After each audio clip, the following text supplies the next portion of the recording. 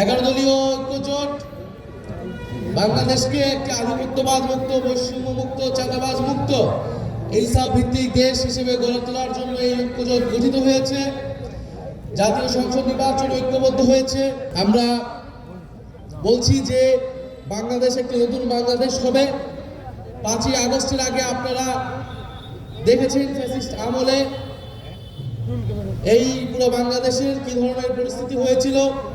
আমরা চাই না বাংলাদেশটা আগের মতো হোক। আপনারা আগে যেই দলই পদই করে থাকেন না কেন, আপনারা শাপলাকলির নেতৃত্বে, এনসিপি নেতৃত্বে নতুন করে সংগঠিত হন, শাপলাকলিকে জয়যুক্ত করুন।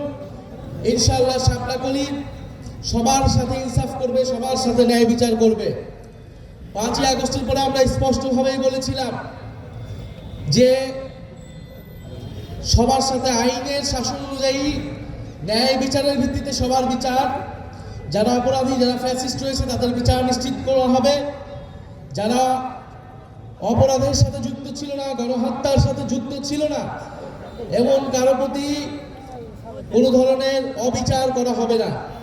কিন্তু আমরা দেখেছি একটি দল তারা নির্বিচারে সারা দেশে মামলা দিয়েছে এবং ফ্যাসিস্টদের নাম করে মামলা দিয়েছে এবং এই মামলা বাণিজ্য করেছে।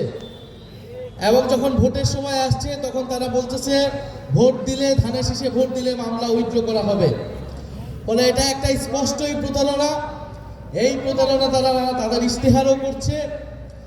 আপনারা এর আগে 30 দফার কথা শুনে থাকবেন।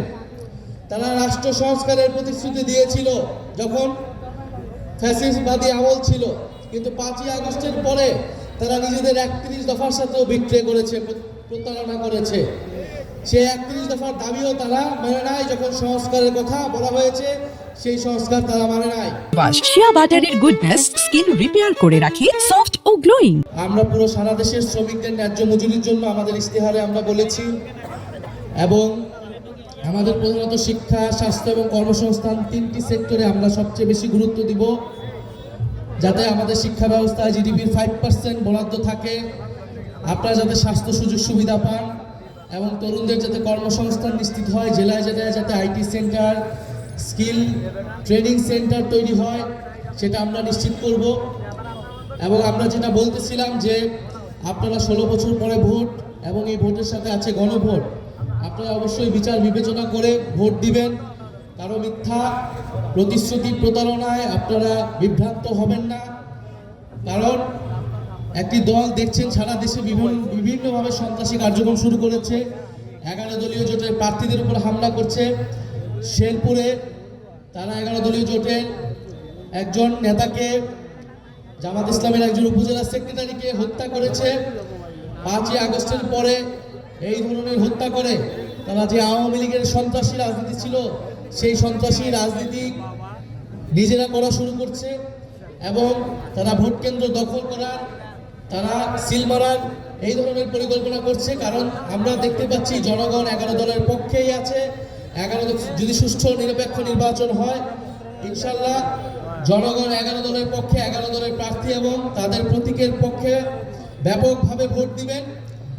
ফলে সেই ভোট, সেই জনজোয়ারকে ঠেকানোর জন্য, আতঙ্ক তৈরি করার জন্য, সন্ত্রাস তৈরি করার জন্য তারা বিভিন্ন জায়গায় হুমকি, ধমকি, হামলা ইত্যাদি শুরু করেছে।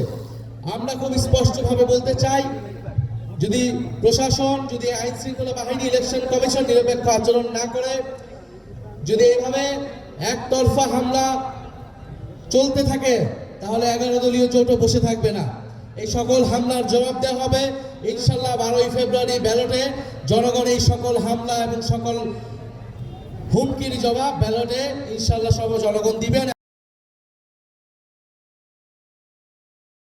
72 ঘন্টা ময়েশ্চার লক সমৃদ্ধ লিলি বডি ওয়াশ। শিয়া বাটারের গুডনেস স্কিন রিপেয়ার করে রাখে সফট ও গ্লোয়িং।